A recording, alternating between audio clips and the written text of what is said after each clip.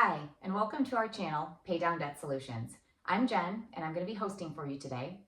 So we've been getting quite a few questions about how do I start? So we teach, at this channel, we teach velocity banking, we teach the pay down strategy, and we've been getting the question, okay, we're interested in the pay down method, the pay down strategy. So Jen, how do I start? How do I get this going? Okay. So that's what I'm going to talk to you guys a little bit about today. We're also going to go over the pros and cons of velocity banking. And I want to really just kind of get into that for you so you can figure out, how you start, how you get this going, because it really is that simple and it really is such a powerful tool to use to be able to, do velocity banking. And I'm so excited for you guys. I'm so excited that you're here. I'm so excited that you're learning. And it's just awesome. I can't tell you how incredible this has been and how much it has changed our lives. So let's get into it, okay? So how do I start? Question, where do we go? Now that we've learned a little bit about, how to do the pay down method, what do we do next? Where do we go? Okay, so the pay down method is really, the pay down strategy is really a 3-step strategy, okay? So the first thing you're going to do is you're going to organize, you're then going to identify, and then you're going to implement, okay? So, well, what does that mean? All right. So this is exactly what that means. The first and foremost thing that you need to do is organize your debts, right? So you have to know your numbers, okay? And you have to know all of your monthly expenses, every itty bitty little charge that you're charged, even your like Netflix subscriptions. Those little things are really important as well, especially if you're break even or you're on the verge of being upside down or upside down. You guys need to know all of your numbers, okay? So you need to know all of your assets as well, what your assets are and what your income is, okay? And if you don't have a worksheet, you can get our worksheet. It will be under this video in the description of the video, I should say. And if I don't get it up in time, no worries, just go ahead and email us and I will get that sent over to you, okay? So the worksheet is key because you're gonna wanna know those numbers. So the first thing you do is you organize, you gather all your bills, you gather all of your debts that you owe, and then you also put all your income together and you take a look at that. So once you've done that, then you move on to step number 2, identify. You're going to identify what tools you're going to be using, what debt destroyers, right? What debt tools. So what debt tools do you have? Do you have a revolving line of credit of some sort? Do you have credit cards that you're going to use? Do you have a personal loan or line of credit? Or do you have a home equity line of credit, okay? So what debt tools do you need? And then what strategy are you going to be working? Are you using the strategy for avoiding bankruptcy? Are you on the verge of bankruptcy and you want to avoid bankruptcy? Remember, you guys, do not go to debt consolidation companies. I cannot stress this enough. They take a percentage, they take your money, and then if you haven't tanked your credit, that is the first thing they're going to do. They're going to hold on to the money you give them, and they're going to wait until those debts go delinquent. And then they're going to go and try to negotiate them. And then at that point, your credit is destroyed. And at that point, we can't help you right away. We don't have any options. So please, please, please don't do that. Okay, please don't. And I know it's scary. I know that when you're, faced with a really tight situation, you have a lot of debts out there. That's terrifying. And I completely understand that, but please hold off. Don't do that. Call us first, email us first. And, if we can help you, absolutely, we're going to do that. Okay. All right. So are you avoiding bankruptcy? Are you going to are you simply trying to raise your credit score? Okay. And by doing that, it's playing with numbers. It's taking your deposits and depositing them onto your credit card at multiple times during the month, because the more times you hit that card with a payment, the more your credit score goes up, okay? So we know that works, that does work. Now, are you looking for rapid loan or line payoff? Is that going to be your strategy? Are you trying to work down your mortgage, okay? Or are you trying to work down your line of credit? Or is it simply that you just want to pay off your mortgage? Maybe you don't have a ton of debts. Maybe you just want to pay off your mortgage and you want a strategy for that. This works for everything. Velocity banking, the pay down strategy works for everyone. It works for everyone, okay? So then we're going to move on to step number 3, which is implement. You are going to then implement the strategy that you have identified. First, you've organized all your debts and your credits. Then you've identified what tools you have and what strategy you're going to use. And now you're on to implementing. You are setting your plan, okay? You set your plan, you're working down your debt, and you're keeping to a budget. That's important too, because, you know, and I talk about this all the time where I say you don't have to do anything different. You don't have to change your lifestyle, but you can't go hog wild either, right? You cannot do that. So you don't want to then start spending money like crazy, because that doesn't help you either, but you can maintain for sure. And maybe spend a little bit more here and there, okay? Once we free up some cash flow, you'll have that ability. But the more you spend, obviously, the less you're going to be able to work down some of these debts, all right? So then we get this a lot of, you know, people will be like, you know, the velocity banking doesn't work. The pay down strategy, that's not going to work for me. Why? Why won't it work? If we go over the pros and cons, I think you're going to see that there are a lot more pros than there are cons, but you have to be aware of both. And I'm not going to sit here and tell you that there aren't cons. So let's kind of go over that today. Let's take a look at that. Let's deep dive here. So the pros, what are the pros to velocity banking? Well, number 1, your debt is eliminated fast. You can eliminate that debt. You can work that debt down in record time. So you can get that debt eliminated very quickly. The pros also, it helps you to avoid bankruptcy. So I told you guys our story where we were faced with all of these payments, and, you know, we had these businesses, we had all of these payments, and it started to get really, really stressful. And we had assets, we had business assets, we had cash assets, and we didn't want to use those. We thought we could, you know, maybe avoid all of that by filing for bankruptcy and avoid using our assets. But when we realized how to do banking this way, it just made sense to use some of our savings to help pay down some of this debt. And in record time, it was gone, and we were able to save again, no problems. So it will work if you do it right, okay? No more living paycheck to paycheck. You guys probably feel like you live paycheck to paycheck. You are living paycheck to paycheck. I think something like 75% of Americans, if not more, are living paycheck to paycheck. And those were stats from a couple of years ago. It's probably worse now. So, and then to lower your overall interest that you pay, velocity banking and the pay down method lowers your overall interest that you pay on your debts in total. So what's great about this pay down method also is that you are in control. For the first time in your life, you're going to feel like you have control over your life, your finances, and man, your destiny in a lot of ways too, right? Because, you know, our finances are such a big part of our life. You know, that's what allows us or doesn't allow us to do the things that we want to do, to give our kids the life that they want to have, to live, to help our parents out when they need help, or to help our kids out. So you're in control finally. It also helps to raise your credit score very rapidly because we're making multiple payments onto that card, okay, or that line of credit. So you can hit your line all at once, but the better strategy is actually to hit it a couple times a week with your payments, and that will also raise your credit score rapidly if that's something that you're looking to do or you feel like you need to do, okay? So, and this is a huge one for me, no joke here, okay? You can avoid divorce over money. Divorce is rampant. It was 50% divorce rate in America, and 99% of that almost is due to money issues, problems with money that leads to other things. And we know that, you know, financial issues lead to divorce. And so you can avoid that if both of you have a plan, if you both communicate about this plan and you work it together, you will find strength in each other once again. I know you will, okay? So you can avoid divorce over money by doing this method, all right? So you can also get back to saving again. Just like I said, Dan and I, you know, we did take some of our cash, we paid down some debts, we're back to saving, we're back to, you know, where we were. Actually, we're better than where we were before we used the assets to pay. And that was within a couple of years. So that was really fast, okay?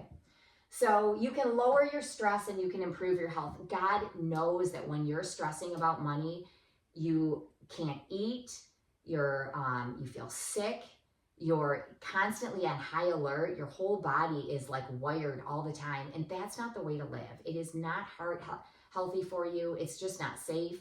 You know, when you're keyed up all the time, that's what leads to, you know, nitpicking at each other. So, you know, lowering your stress to improve your health is key too, as far as I'm concerned.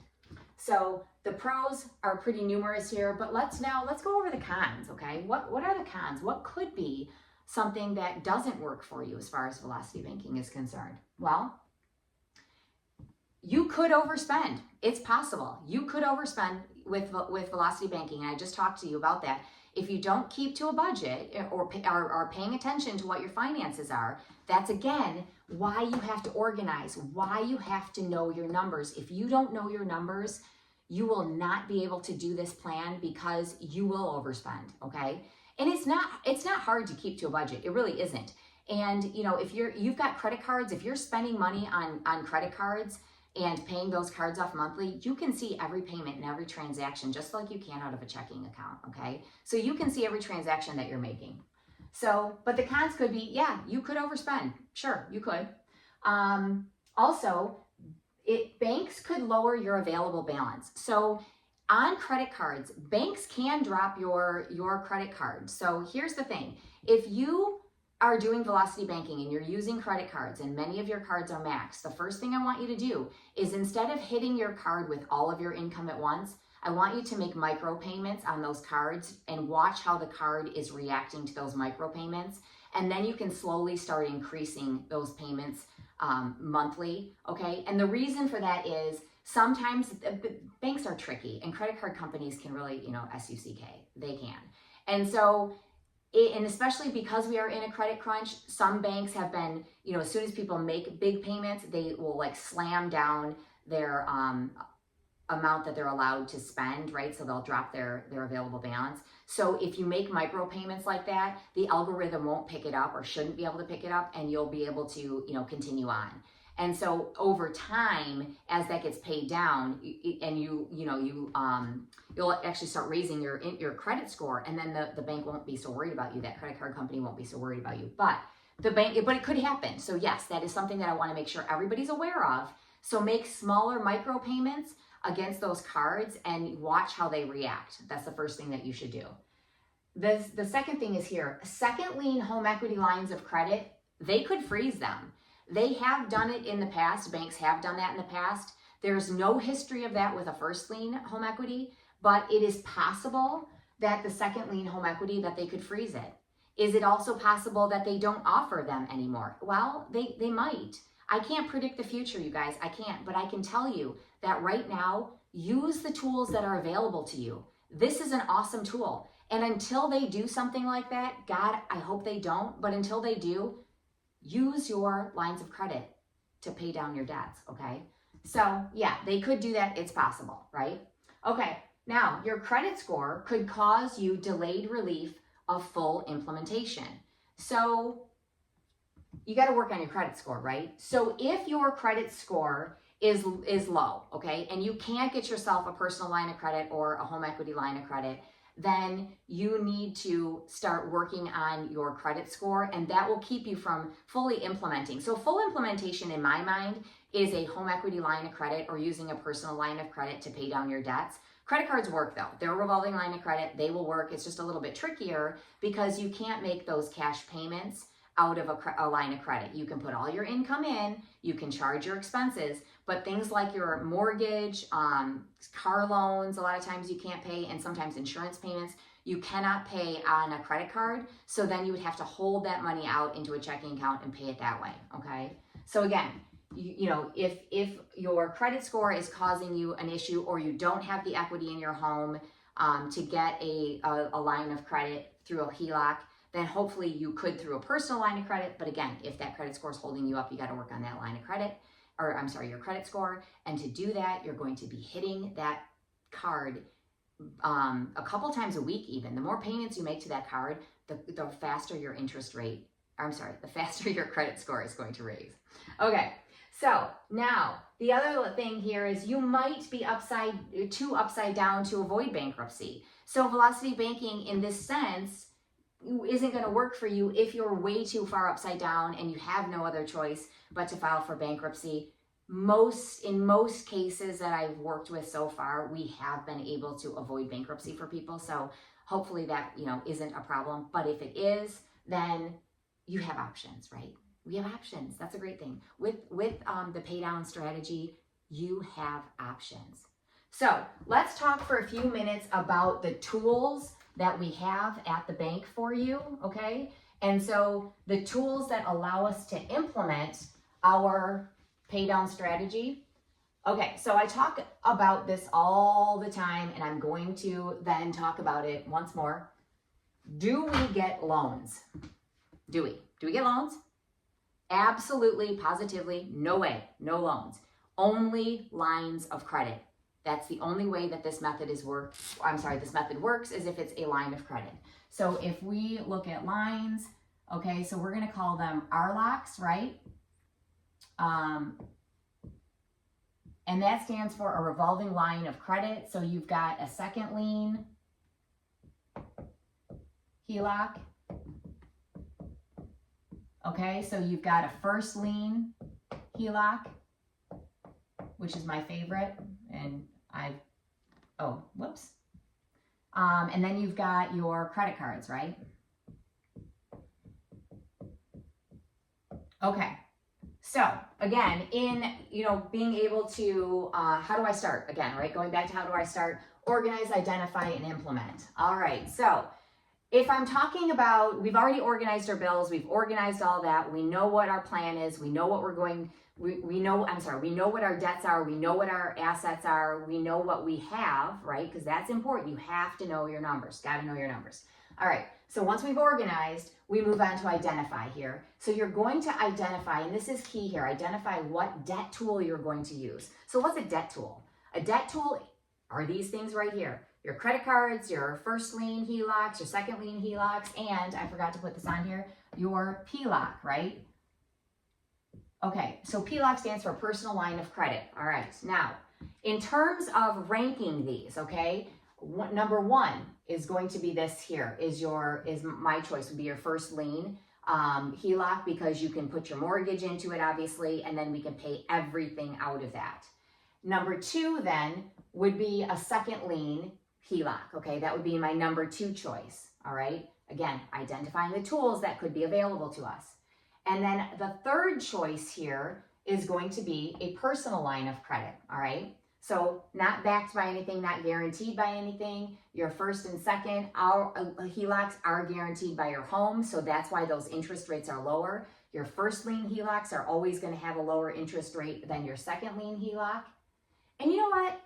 I forgot to talk to you guys about this or tell you. So I also did mortgages fairly early on during the subprime mortgage time. And oh my God, was that nuts, right? So I felt like the worst person in the world. And I'm so glad I didn't carry on with that.